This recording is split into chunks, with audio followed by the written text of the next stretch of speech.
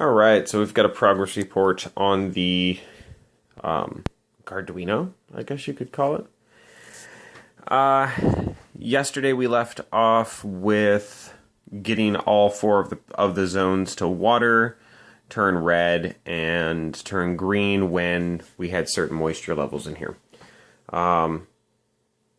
Spoiler alert, I'm going to have to change those values because now we're working with values in EEPROM, which is non-volatile memory. I thought, what if the power goes out? What if the batteries die? I don't want these people to have to go and re-water everything to have to set new values every single time. So those values should be stored permanently in the memory on the Arduino, so that if power goes out, they can just turn the power back on, and all those values will still be there for their set moisture levels for the certain zones that they want.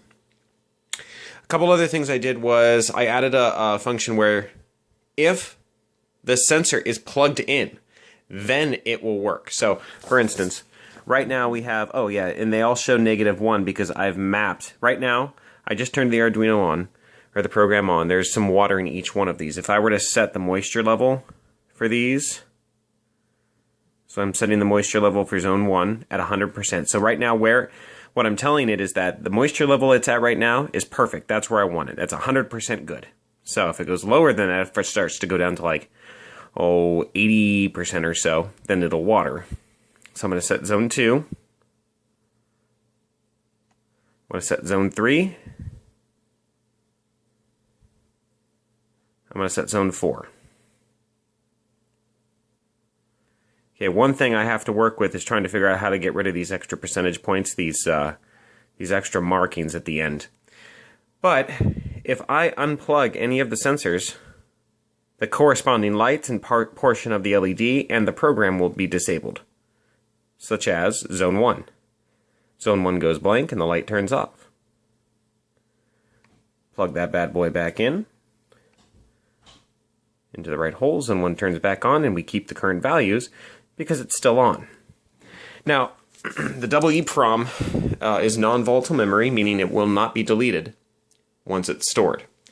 So currently, in the program, I have EEPROM set for each one of the zones. However, what's happening is that anytime I set a zone, apparently it's going to the exact same address.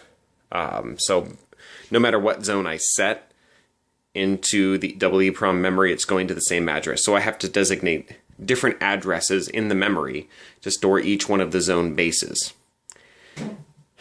Apparently, EEPROM only allows you to store values up to 255. So I have to take the analog input, which goes up to 1023, divide that by 4, so I get a value somewhere within the 255 range.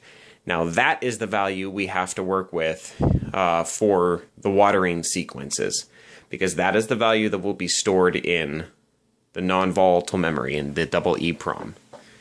So, a couple things that got done tonight. Let's see, I mapped the individual set zone base values to show 100% on the LCD, so that when we actually set the value for it, it will get stored in the EEPROM and show that value is 100%. It'll just say, hey, okay, this moisture level that you just set to tell me to maintain is called 100%. It's 100% watered.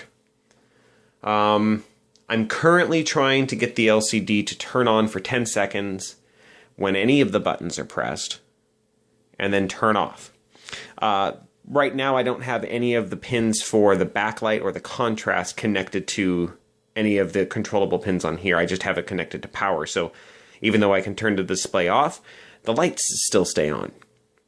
I just have to reconfigure the pins so that they go into a PWM output and then control the brightness that way.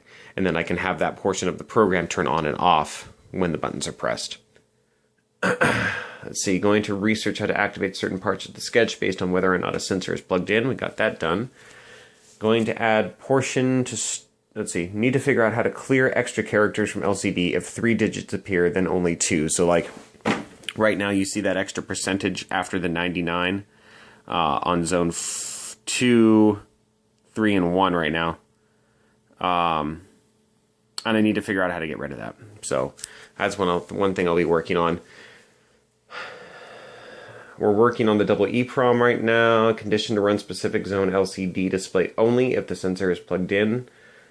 Okay, we got that. Discussed having a reset button on Saturday. Should it clear the double EEPROM as well? I think if you reset the entire unit, yes, it should clear all of the memory as well. So that's something that we should discuss.